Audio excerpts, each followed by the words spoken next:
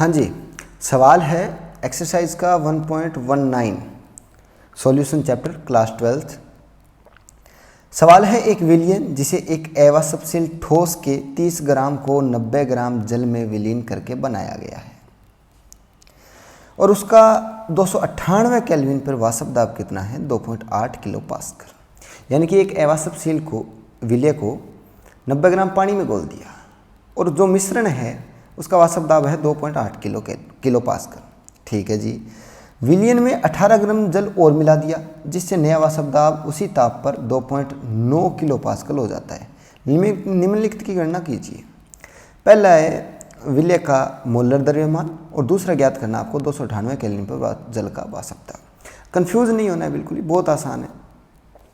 कैसे स्टार्ट करते हैं। अपने को क्या दिया गया है, एक विलयन, ठीक है, जो किससे मिलकर बना है, विलय प्लस विलायक से, यही बात है। चलो जी, विलय अपने को कितना दिया गया है 30 ग्राम, लिख लो जी। विलायक कितना दिया गया है 90 ग्राम। ये तो हो गई कंडीशन फर्स्ट।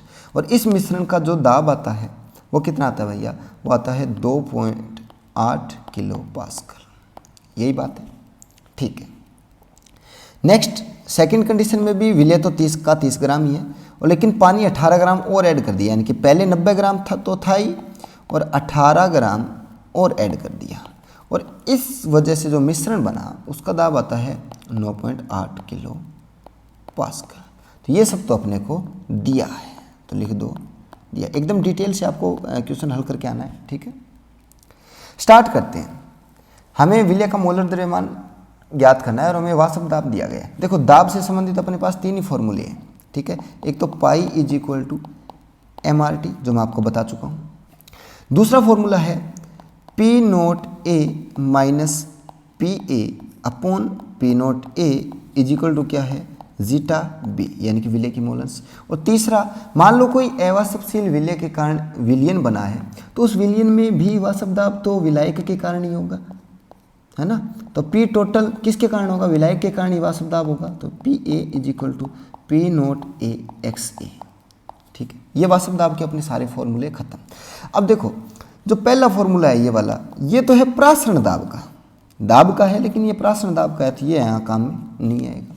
बात करें इन दो फॉर्मूला की, तो इसमें देखो केवल विलायक के मोल अंश शामिल है, तो हमें किसके का निकालने हैं, बाहर निकालना है अपने का विलय का, यानी कि वो फॉर्मूला यूज करो जिसमें विलय का मटेरियल यूज हो रहा हो। तो अपन इसको भी नहीं करेंगे, अपन इसको यूज करेंगे, ठीक है। मोल अंश की जरूरत पड़ेगी हमें, मोल अंश की जरूरत पड़ रही है तो पहले मोल निकाल लेते हैं, है ना। पहले मोल निकालना पड़ेगा फिर मोल अंश निकलेगा। चलिए जी, तो अपन निकाल लेते हैं किसका, विलय के मोल निकाल लेते हैं। विलय के मोल निकालो। मोल आपको पता है कैसे निकलते हैं, दिया गया भार अपॉन अणु भार करोगे आप। तो बताओ विलय का दिया गया भार कितना है, हमें मालूम है भैया, कितने हैं बताओ। अरे मालूम है आपको कितना है 30 ग्राम। अरे क्वेश्चन में दे रखा है ना, ये देखो 30 ग्राम एवासब्सिल विलय को ऐड किया है। अणु भार कितना है वही तो ज्ञात करना है, लिख दो M लिख दो X लिख दो, कुछ भी लिख दो, कोई फर्क नहीं पड़ता, ठीक है जी। चलो विलायक के मोल और निकाल लेते हैं। विलायक के मोल ये भी निकाल लो क्योंकि मोल अंश निकालने पड़ेंगे ना। विलायक का भार कितना है, फर्स्ट कंडीशन में है 90 ग्राम और अणु भार विलायक का कितना होता है 18, H2O लिया गया है तो कौन सा है 18 ग्राम। मोल आ गए कितने 5 मोल, कोई दिक्कत नहीं है। अब अपने फॉर्मूले में पुटअप करो या मोल अंश और निकाल लो, अभी क्या मोल अंश और निकाल लो। अब चलो X विलय के मोल अंश कितने हो गए, विलय के मोल कितने हैं 30 अपॉन M, टोटल मोल कितने हैं इसके 5 प्लस 30 अपॉन M। कोई दिक्कत वाली बात है नहीं है जी। आगे चलें, चलो आप निकाल लो मोल अंश किसके, विलायक के। अरे अल्टीमेटली अपने को मोल अंश ही तो यूज करने हैं तो पहले ही निकाल लेते हैं अपन। विलायक के मोल कितने हैं भैया 5, तो क्या लिखोगे नीचे 5 प्लस 30 अपॉन M, ठीक है। चलो जी अपना फॉर्मूला क्या है, अपना फॉर्मूला है P naught A minus P A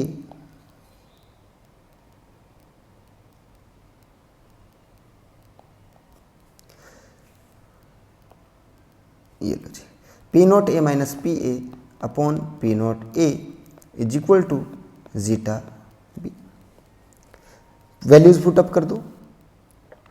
P naught ए शुद्ध अवस्था में जल का वाष्प दाब हमें नहीं मालूम, तो पी नोट ए का P naught A. P A हमें पता है फर्स्ट कंडीशन में दाब कितना हमें प्राप्त होता है, ये देखो जी दे रखा है 2.8 किलो पास्कल, अरे है ना, तो लिखो कितना 2.8 किलो पास्कल को पढ़ा रहने दो, यूनिट बाद में सेट कर लेंगे। पी नोट ए का P naught A is equal to विलय के मोल अंश लिखनी है, तो विलय के मोल लिखो कितने हैं 30/m अपॉन टोटल मोल कितने हैं 5 + 30/m।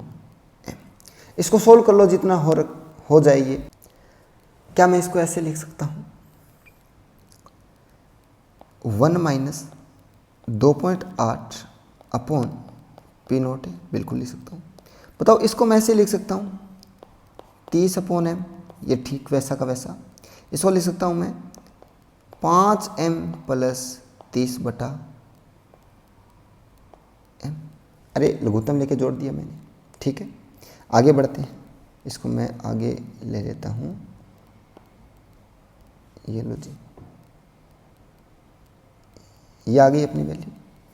क्या मैं इसको ऐसे लिख सकता हूँ 1 - 2.8 upon P naught A is equal to 30/m into m/5m + 30, ठीक है।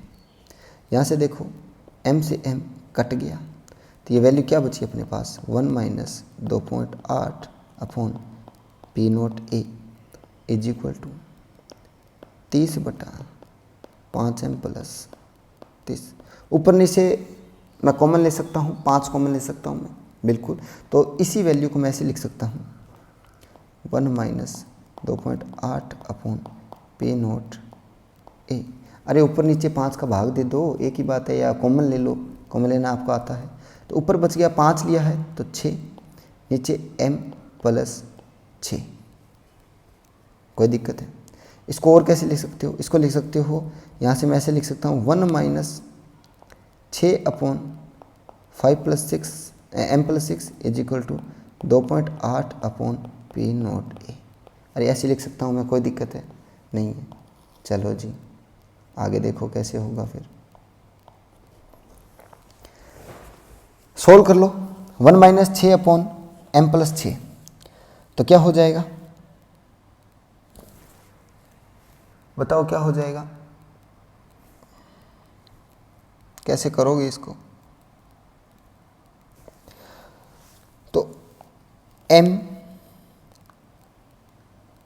+ 6 - 6 अपॉन m + 6 ऐसे लिख सकता हूँ 2.8 अपॉन पी नोट, ऐसे अरे ऐसे लिख सकता हूँ मैं। चलिए सर, ये वैल्यू सोल्व आउट होके कितनी हो गई m/m + 6 is equal to 2.8 upon P naught A. इससे आगे ये सोल्व नहीं हो रहा तो समीकरण 1 लिख दो, कोई दिक्कत है। चलिए सर, कंडीशन 2, हमने 18 ग्राम पानी और मिलाया था, यानी कि मैं लिखूं कि after adding 18 gram of water, 18 gram of, यानी कि 18 ग्राम जल मिलाने के बाद, 18 ग्राम अगर जल मिला दिया, अब जो H2O है उसके मोल कितने हो गए, 18 ग्राम नया मिला दिया, 90 ग्राम पहले ही था, टोटल भाग दे दो अणुभार का, तो ये वैल्यू आएगी 6 मोल, यानी कि अब मोल कितने हो गए पानी के 6 मोल। अरे है कि नहीं, तो वापस अपना फॉर्मूला लगाओ दोबारा से वही P naught A minus P A upon P naught A. अरे दूसरी कंडीशन हो गई, विलय बढ़ गया, विलायक बढ़ गया, विलायक बढ़ गया तो दाब भी बढ़ेगा। तो ये लिख लो जी फॉर्मूला, पुटअप करो। पी नोट ए अभी भी हमें नहीं मालूम, लेकिन पानी मिलाने के बाद जो विलयन का दाब है वो हमें मालूम है। ये देखो दे रखा है कितना है, मिलाने के बाद 2.9 किलो पास्कल हो जाता है। अरे ये देखो यहाँ पे लिख रखा, ये रहा, ठीक है, क्वेश्चन मैंने साथ साथ पुटअप कर रखा है। तो ये हो जाएगा 2.9 अपॉन पी नोट ए। मोल अंश कैसे लोगोगे, जब सेकंड कंडीशन में विलय की मोल कितने हैं, विलय की मोल तो अभी भी उतनी है 30/m टोटल मोल कितने हैं 30/m प्लस इस बार मोल कितने हैं विलय के 6 मोल है। ऐसा ही है 6 मोल है। इसे सोल्व करो, ठीक पिछली बार अपन ने सोल्व किया था ठीक वैसे ही सोल्व करो। तो ये वैल्यू सोल्व होती कैसी हो जाएगी, ये लगभग हो जाएगी आपकी सेम वैसे ही 2.9 का 9 बच जाएगा, P0 बच जाएगा और इस साइड अगर आप कॉमन लोगे तो ये बच जाएगा आपका m/m+5 कितना बचेगा m+6 हो जाएगा। हाँ 6 है ना इस बार m/m+6। इसको 16 करना, पिछली समीकरण करी थी ना वैसे ही ये समीकरण होगी क्या 2। अब समीकरण 1 व समीकरण 2 का क्या दे दो आप भाग दे दो। समीकरण 1 भाग 2 करने पर भाग कर दिया। चलो जी लिखो, पहले वाली समीकरण थी अपनी 2 दूसरे कलर से लिख देता हूं, कितनी थी 2.8/P0A = m/m+5। ये पहले वाली थी फर्स्ट समीकरण। भाग कर दो दूसरी का, कितना है 2.9/P0A = m/m+6। यहाँ से देखो कई चीज़ें कट जाएगी, P0 से P0 कट जाएगा, m से m कट जाएगा, तो क्या बच जाएगा, ये बच जाएगा भैया जी देखो 2.8/2.9 = m+6/m+5। क्रॉस मल्टीप्लाई कर लो, क्रॉस से मल्टीप्लाई करो। इसको नेक्स्ट पेज पे ले चलते हैं अपन, है ना। ये लो जी, यहाँ पे आ गए, ये लो जी, ये वैल्यू अपने पास प्राप्त हुई। क्रॉस मल्टीप्लाई कर लो, आसान रहेगा। तो ये हो जाएगा 2.8m प्लस 2.8 × 5 करोगे तो कितना आएगा, अरे 2.8 × 5 करोगे क्या 6 करोगे 5 करोगे तो वैल्यूज कितनी आएगी। उल्टा तो नहीं लिख दिया अपन ने कहीं, देखो ज़रा, ऊपर आएगा m+6 नीचे m+5, ये वैल्यू नीचे 2.8 ऊपर 2.9 नीचे, ठीक है कोई दिक्कत वाली बात नहीं है। तो गुना कर लो 2.8 का 5 के साथ, 5 से करो 8 5 40, 4 5 दूनी 10 और 4 14, 14 आ जाएगा पूरा प्लस 14, ठीक है। चलो जी = 2.9m और 2.9 से करो 6 से,